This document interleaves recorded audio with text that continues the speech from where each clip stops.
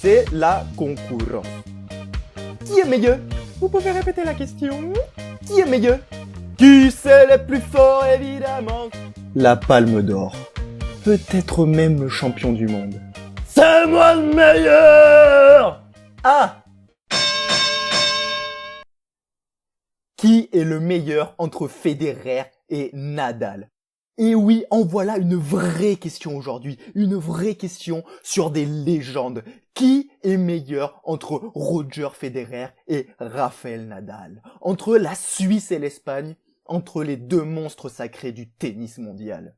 Et si on avait déjà tout dit, les monstres sacrés du tennis. Mais rappelons ce qu'est le tennis quand même. On parle là d'un sport qui, déjà, organise des rencontres d'une durée indéterminée. Pour rappel, le seul autre sport dans ce modèle, c'est le volley. Sauf que déjà, le volley, tout le monde s'en fout, hein, on va pas se mentir. Alors ils font bien ce qu'ils veulent, ça nous est égal. Mais surtout, eux, ils ont l'intelligence de le faire à l'intérieur au moins. Parce qu'au tennis, non, bien pris déjà, il pleut. Donc tu dois jouer le lendemain du jour initial. Et après, pendant 5 heures, tu vas cogner comme un abruti à t'épuiser tout seul. À 19h36, il va commencer à faire nuit. Le match n'est pas terminé. Tu vas être obligé de revenir le lendemain pour finir de prendre une branlée. Mais le public, il est content parce qu'après tout, c'est le charme de Roland-Garros. Sachant que, évidemment, les 350 jours qui encadrent la quinzaine parisienne, là par contre, tout le monde s'en carre l'oignon.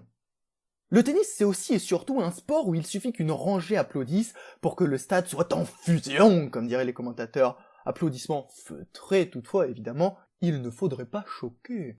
Ce que je veux dire par cette description, parce que là on va me dire « Oui, mais tu commences à digresser, je vois pas le rapport avec Nadal et Federer. » Alors déjà, vous vous calmez de suite, parce que ce que je veux dire, c'est que pour jouer au tennis, il faut quand même être sacrément fêlé.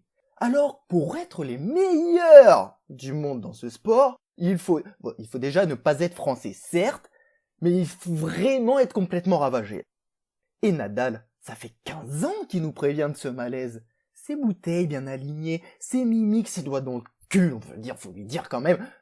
Ça ne sont pas des tocs, mais des SOS qu'il nous envoie depuis 15 ans. Federer, lui, c'est autre chose. Federer, déjà, il est suisse. Suisse, c'est sûr que tu vas pas devenir champion du monde de planche à voile ou de rugby en étant helvète. Pas assez d'argent, sûrement. Donc, il lui restera le tennis. Et heureusement, parce que sans lui, la Suisse serait restée au tennis. Ce que la Suisse est pour le reste du monde, c'est-à-dire un lieu d'exil fiscal. Bref. Alors forcément, il est élégant, Federer sur un court. Pouf, petit amorti. Hop, petit service volé. C'est facile, le tennis, avec Roger. Alors qu'en face, c'est Nadal. C'est la Furia Española. C'est la bête physique, le taureau, l'homme qui voit rouge quand il voit l'ocre. La maestria. Nous avons donc bien là deux écoles, mais qui ont chacune porté leurs fruits de leur côté, parce que si Federer c'est 20 titres du Grand Chelem, Nadal c'est 19. Et cela me permettra de conclure en disant que si Federer n'a jamais réussi à prendre le taureau par les cornes sur le bel ocre parisien, il reste malgré tout le plus glouton des deux en termes de palmarès. Toutefois, du haut de ses 20 couronnes, il pourrait être le plus rassasié, alors qu'un certain Espagnol, lui, a toujours la dalle. Voilà pour ce 6e faux débat qui essayait de départager Federer et Nadal. D'ailleurs, n'hésitez pas à me dire qui vous préférez entre le Suisse et l'Espagnol. Sinon, évidemment, je vous remercie de m'avoir écouté. Si la vidéo vous a plu, n'hésitez pas à aimer, partager, vous abonner. Ça me fait énormément plaisir, ça m'aide beaucoup. Alors n'hésitez pas une seconde. Sinon, Faux débat revient très vite et d'ici là, portez-vous bien. Allez, salut!